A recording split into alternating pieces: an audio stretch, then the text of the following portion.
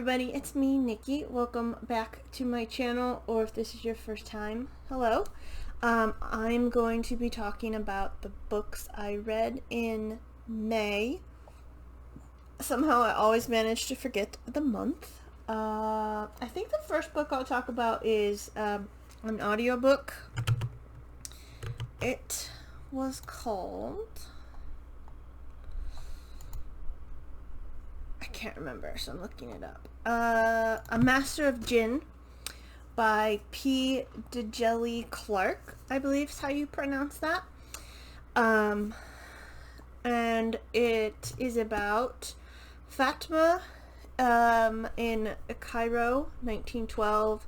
So it's like a historical fantasy LGBT steampunk novel. And Fatima is the youngest woman working for the Ministry of Supernatural type of things.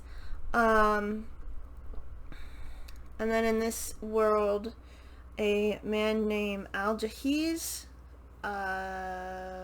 opened up magic about 50 years ago, and so like people can do magic, and there's jinn and demons and all kinds of stuff, and so it's up to Fatima to, you know, protect people.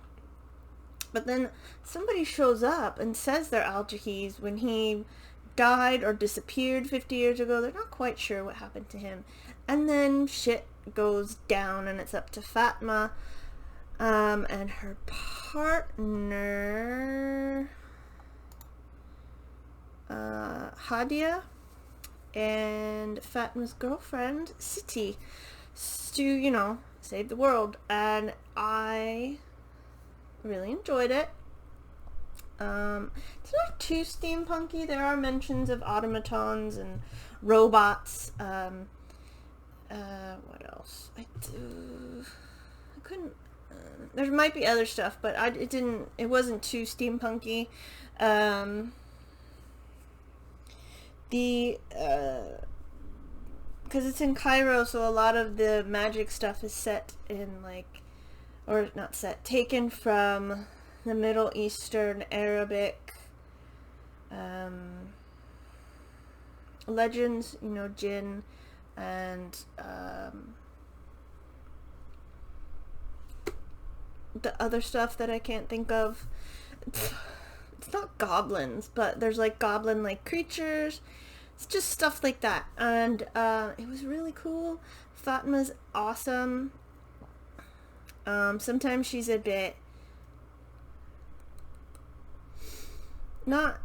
she's like overly confident in herself because she's the youngest and she's like one of the best, and when she gets Hadia, she doesn't always rely on her as much as she should, but you know, she comes around in the end.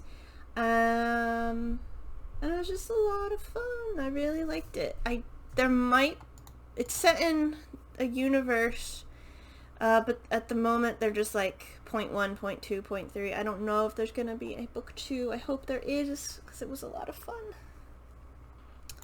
fun. Next I read Incendiary by Zoraida Cordova. This is a duology, I think.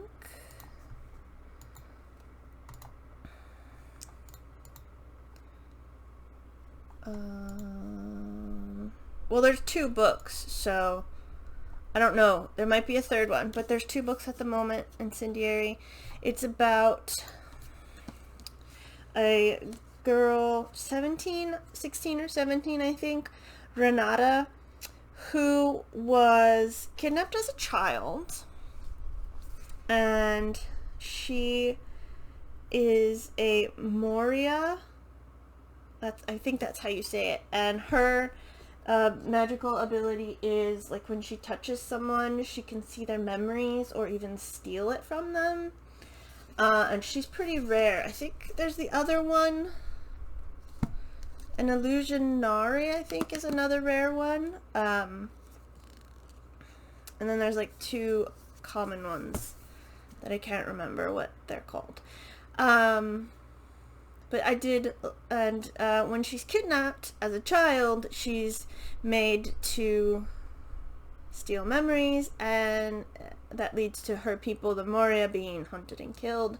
And then she is taken back and raised as a rebel spy, which causes a lot of conflict. And then this starts out, she's been there since she was 9 or 10, I think, with the Whispers. And Des is commander of her unit, and also she is romantically involved with him. And stuff happens, and he's basically kidnapped or taken hostage by the king of this place that wants to kill all the Moria. And then Renata goes in and tries to save him, and all kinds of stuff happens. I enjoyed it. I'm trying to think. There's some... I don't think there's anything... Oh, there are some, like, scenes of people being tortured or almost tortured or stuff like that. Nothing too graphic. It's not too graphic. Which is good. Mostly Renata has issues touching people, obviously. She doesn't really... Because if she sucks out enough of their memory self, they just become what's called a hollow, like a hollow person. So yeah, I liked it.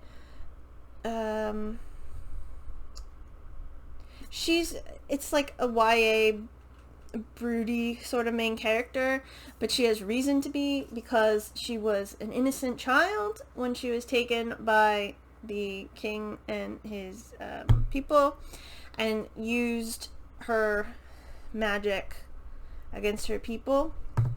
And then when she was taken back, everybody is like, oh, you're the worst. You're the absolute worst. How could you do that? And like, bros, she was a child. They're completely mean to her. They don't trust her. That actually made me mad. Near the end, she's gone through all this stuff, and she's like, she thinks to herself, I have proven myself over and over again. They have to trust me now. They do fucking not trust her. And I'm like, are you kidding me? So that made me really angry. I liked the characters. They were good. Renata was good. She wasn't overly woe is me, like sometimes main characters are, whether they're male or female. All the side characters were fun, especially in the castle. I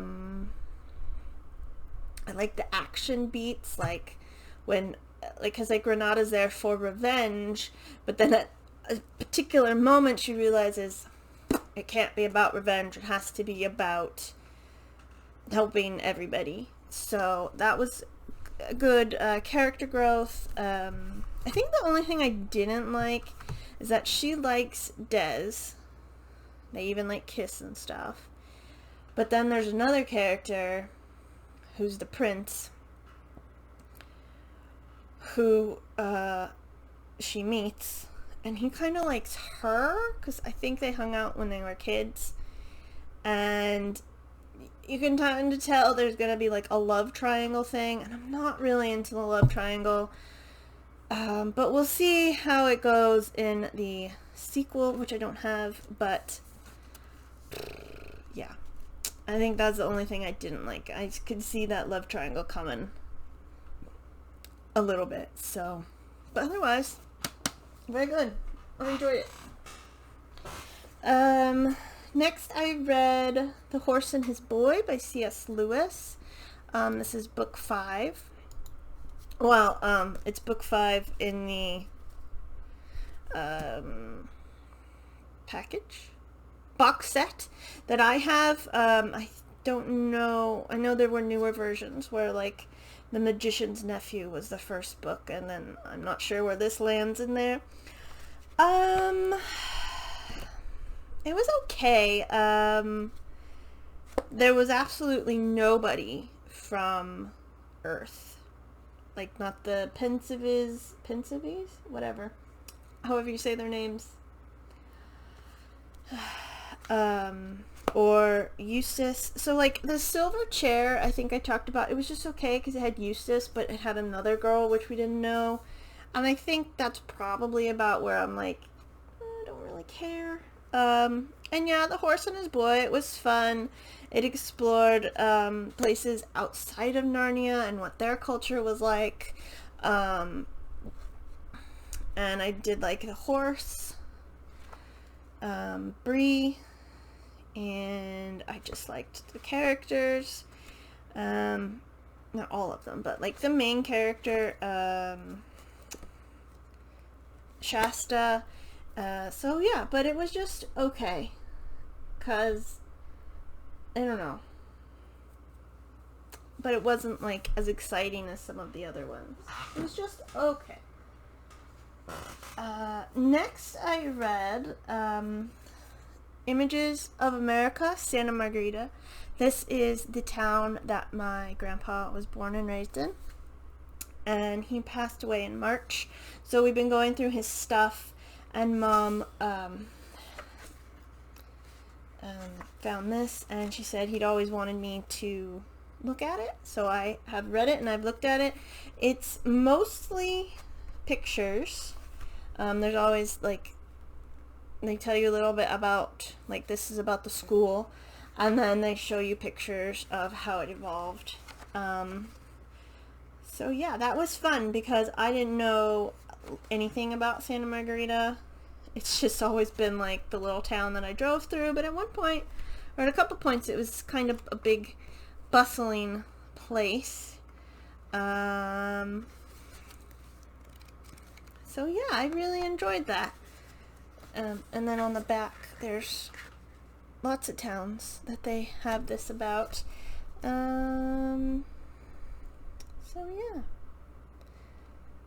It just talks about, like, the first people and the mission era, and like how it was a mission before, and then it became a ranch, and the guy who started it was Joaquin Estrada, and his descendants still live in Santa Margarita today.